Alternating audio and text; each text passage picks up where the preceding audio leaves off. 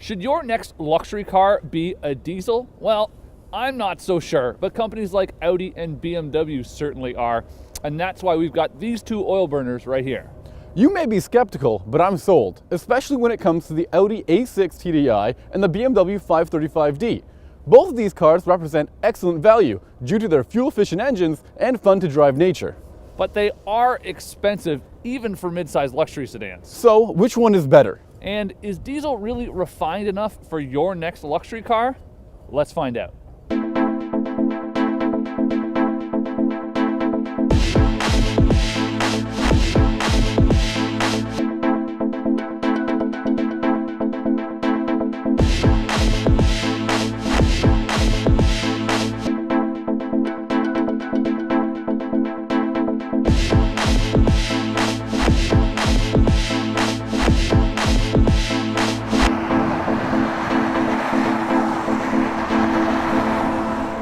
The 2014 BMW 535D is powered by a 6-cylinder, 3-liter turbocharged diesel engine which makes 255 horsepower and 413 pounds-feet of torque. Helping this car sprint to 60 miles per hour in 5.7 seconds, our model also features BMW's xDrive all-wheel drive system. But you can get a rear-wheel drive model if you want to save some money. The 535D uses an 8-speed automatic transmission, which helps this all-wheel drive model get 26 miles per gallon in the city, 37 miles per gallon on the highway, and 30 miles per gallon combined.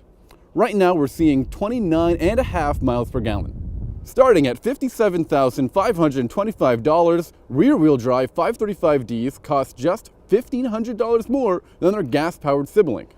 This all-wheel drive model adds an extra $2,300 to the price, while our generously outfitted model costs $73,600. Can you hear that? Of course you can. That's because even the finest German engineering can't make a diesel engine sound any quieter than a tractor. It is, however, an impressive power plant. The 3-liter turbo diesel V6 making 240 horsepower and a serious 428 foot-pounds of torque. Now it gets 24 miles per gallon in the city and a very impressive 38 miles per gallon on the highway for 29 miles per gallon combined. In real-world testing, we're averaging 27 mpgs. What's really impressive is that it'll also do 0 to 60 in just 5.5 seconds. While the A6 starts at $43,100, a TDI model will run you $57,500 to start.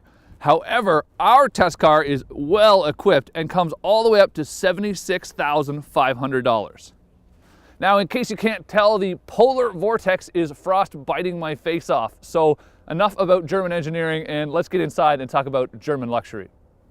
In case the performance numbers didn't tip you off, the price tag should have. These aren't entry-level models like, say, the Mercedes-Benz E250 BlueTEC. And here inside the BMW, it's the usual Beamer business. The standout is this gorgeous mocha brown Nappa leather, which is very comfortable and almost infinitely adjustable. Heck, even the headrests have these little flaps here to cradle your head. However, in comparison to the classy pinstripe details in the Audi A6, I sometimes get the vibe that this Western-themed interior would also look at home in a King Ranch F-150 or something. When it comes to cargo space, there's little to complain about. The 5 Series features a bigger trunk and extra rear headroom than the A6. And those rear seat passengers will appreciate features like the heated seats back there, especially on a freezing day like today. Inside this excessively well-equipped Audi A6 is very nice, but one item that really takes the cake in here is the trim on the dash and here on the center console. I mean, it looks like one of Audi CEO Rupert Stadler's finely tailored pinstripe suits. It really sets the interior of this car ahead of the BMW. Apart from that, Audi's MMI system continues to improve, though it's not quite as good as BMW's iDrive.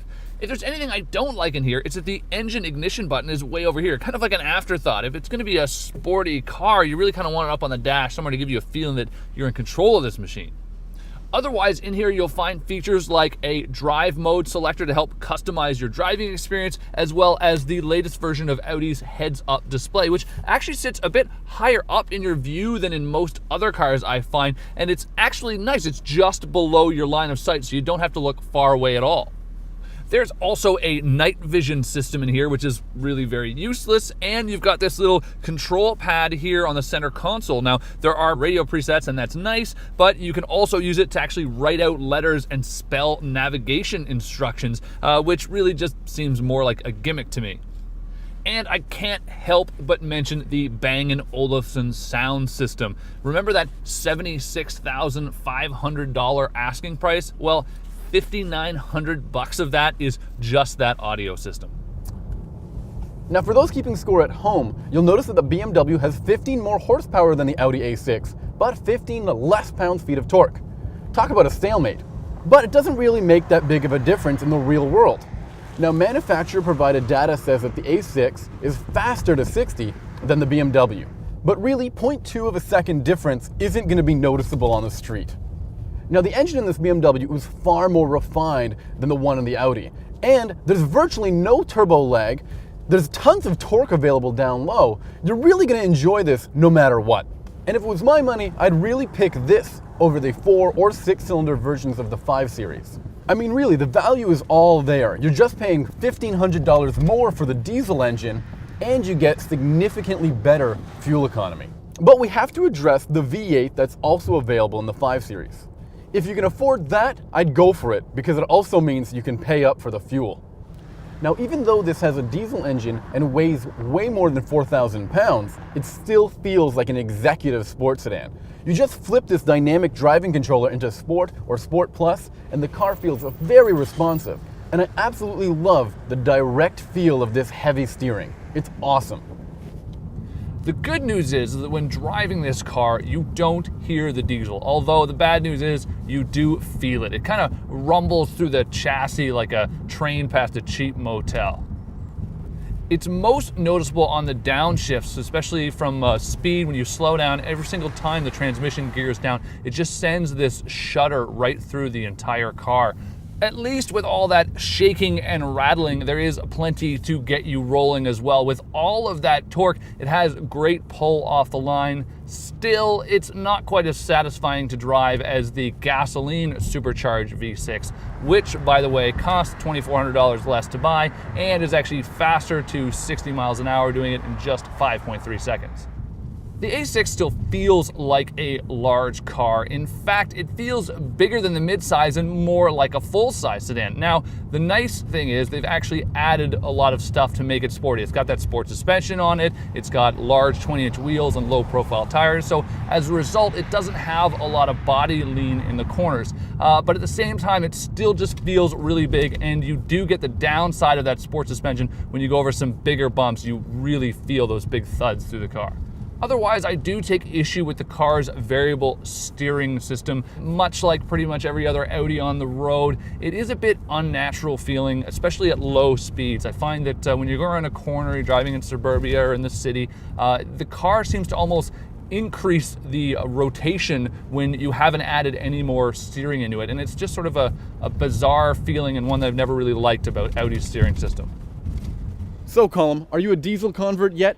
You know, Team Audi has won the 24 Hours of Le Mans numerous times with a diesel engine under the hood of their race car. If it's good enough for Alan McNish and Tom Christensen, surely it's good enough for you. I don't need to be convinced of the power. For me, it's more an issue of refinement. And in particular, the Audi just doesn't live up to my levels of expectation. Now, I'm not saying it's bad. I'm just saying for 70,000 bucks, it better be more than good. And for that price, do I really care about fuel economy anyway? I think we both agree that the BMW is the winner here. Yeah, but for my money, I would take the turbocharged gasoline inline six. Forget your gasoline engines. If you're looking for fuel efficiency and power in your luxury sedan, you can't go wrong with the 535D.